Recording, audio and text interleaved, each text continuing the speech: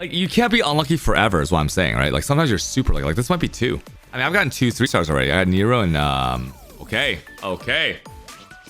Ooh, Akani, dude. Here we go, boys. Here we go.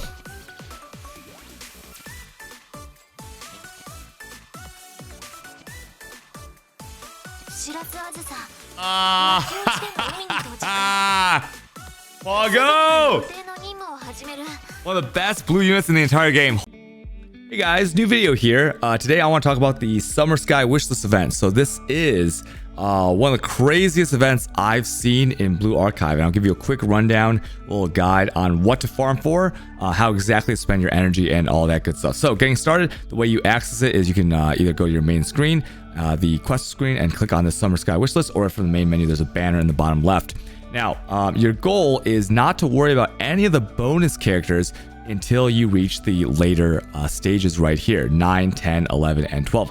And the reason for that is because in all these early stages, when you go in there, you're gonna notice that the event currency that you'll use in the shop is not very high amount. So it doesn't matter to min-max that very much, because you will never run these lower tier missions when you are done with the entire event list, okay? And there's one caveat to that is if you can't clear the higher ones, but I'll get to that later. So once you've gotten past here, the important thing to note is that level 9 is going to be what you're going to farm for beach volleyballs. Okay, that's one of the currencies there. Level 10 is what you're going to farm if you need these meal tickets.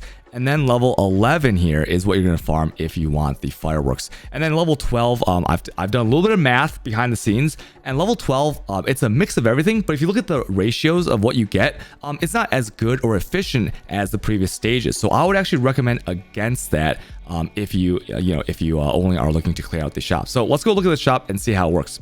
So once again, 3 shops. There's meal tickets, fireworks, a generic currency you'll get from every level to buy the new summer event here, summer event character here, and then of course the volleyballs here. So what I recommend, as you can see, I've already kind of cleared out all this, right? I've done all the math to figure out exactly how many missions I need to do, exactly how much energy I need to use, right? Because it's very important. You're kind of limited on energy each day to buy all the stuff, and I'll give you a ranking of importance too.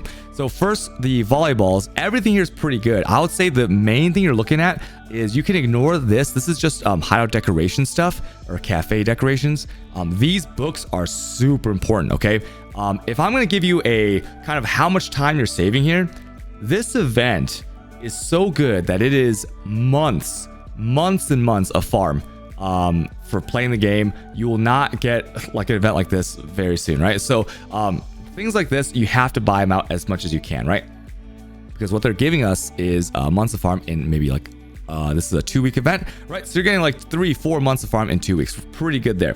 After you buy out all of these little tech books here, what you're gonna want to do is you're gonna buy out every single XP report, right? This is just for student XP. You're gonna buy it from the top all the way down to the bottom, right? As many as you can. And the reason we're gonna do the volleyballs first is because if you look at how it converts up, right? The volleyballs, once you're done with all this, you can convert them into the meal tickets. And the meal tickets, once you're done with all this, you can convert them into the fireworks. So it's way more efficient to clear out one stage from the bottom. And then once you're cleared out, right, you won't waste any. Because to give you an example, if you are at the end at the fireworks and you do all the fireworks, right, and you only wanted the materials, you have nothing really to spend your fireworks on besides this, right? And if you farm too many volleyballs or too many meal tickets, when you convert up, it's not a very good ratio. So they're kind of wasted energy.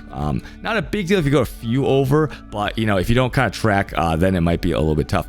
One way, if you really want to be a little glowy brain, is you can take how many tickets you have, right? Or you can take how many tickets are required. For example, 2,000 here, and then you can kind of divide by how many missions you'll need. So let's say I need 2,000 here, and I go back here to the event stage, and volleyballs are I believe level 9. So I'm getting 75 volleyballs. You'll divide 2,000 divided by 75, and that is the number of sweeps that you will need to get everything that you want in the shop. Okay, so just do a little bit of math there to save you energy, because energy is extremely valuable, right? You only have very few sources of energy in this game. So as you're buying out these, you'll do volleyballs stage 9 until you buy the whole shop if you can. Stage 10, you will do this for these little meal tickets until you buy that whole shop. And let me give you a priority list on the meal tickets here. Meal tickets, the most important thing, okay? You can ignore everything else except for these Blu-rays. Blu-rays are insanely hard to get. I've tried farming blue rays in event missions. I've tried farming blue rays just from the regular missions and the hard mode missions that have a chance to drop them. They are extremely low drop rate.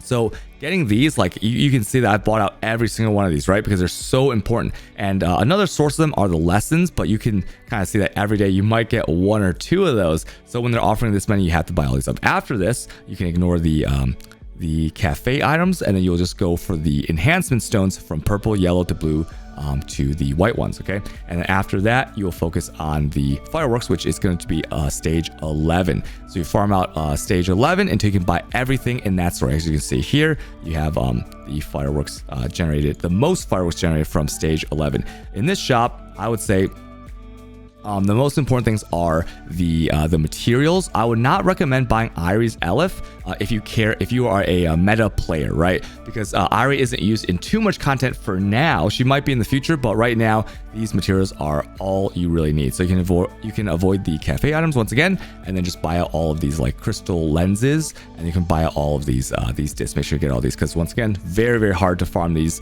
deterministically, right? You would be spending way too much energy at a random chance, whereas these are basically deterministic and they are free for you. So as you can see, I've bought out all of this stuff, and I still have some farming to do, right? I ran out of energy, but this event is quite a few days left. I think there's like 11 or 12 days left as of the time of this video, so I will be buying out every single one of these. Now let's talk about some more stuff. Now, doing any mission, whatever you can do, you will still get those pink coins, and those pink coins are used to get the new character here, which is the Summer Tsurugi. And she is basically free for any type of player. What you're going to do is you're going to go into the shop, and some achievements also give her shards. And once you get 10 shards, you will get her. You can spend your extra coins here. For example, I'll buy more shards because it lets me level her up. And then you go into your student list and claim her, okay? Everyone will get this character at the end of the event, as given that you're playing a few times during the event, so don't worry about that. She's pretty good. I'm now going to show you some other things here. This is the skill set for Tsurugi. She's actually pretty good as a blue unit, one of the better blue units once she's leveled up, and she is definitely usable in once you get her. I would say claim her early, because she can be used for a little bit of a bonus on the training stages or the farm stages. Okay, so and also very cute too, right? I mean, you get a nice live 2D with this, not too bad. Okay, I'm going to show you a chart here that's been made. And this is, if you don't want to think about like who's the best, you know, because there's so many different students that contribute bonus, this is the best list, okay? What this means, how you read this is, let's say you're trying to farm fireworks, volleyballs, or meal tickets, right? Then you'll go across the column and pick those students. So if I'm only trying to farm the most fireworks possible, then what I would do is I would have the Azusa, I would have the Mashiro, and then I'd have the Hanako, okay?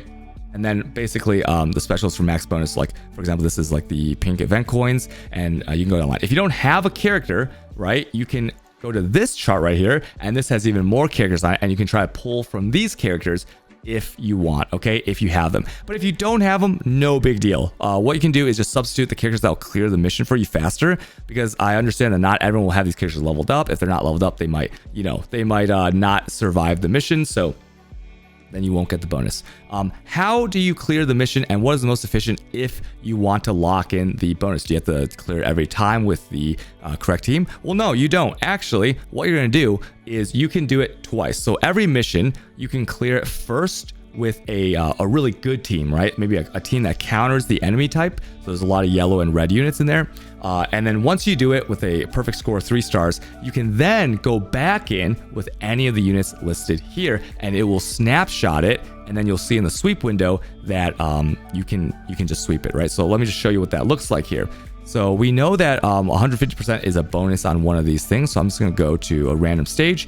And as you can see, I have a 150% bonus on the tickets. You can see that here because 1.5 times 24 is 36, right? So I know I'm safe to sweep that. If you're ever confused as to whether the game snapshot your bonus team, what you can do is go back here and do some math. If 1.5 times this or whatever the number set isn't mathed out quickly here, then you know you didn't do it with the correct team. Okay, you can go back and try again. You only need to do it once with the correct team before you can start sweeping away. So that's super convenient that they gave us that in the game. It makes it really, it makes it a nice little casual game where you don't have to spend too much time on worrying about, you know, like the math and everything after you've gotten it done once. So that's pretty cool here. So that's a chart. Another thing that I want to show you guys is this chart here. Now, what is this chart and why is it so important? Okay, because while you're farming this event, on some of the lower stages, you can actually farm some of these materials. And on the higher stages, you will get the materials randomly through the quest rewards, the achievement rewards. You'll get a lot of these materials.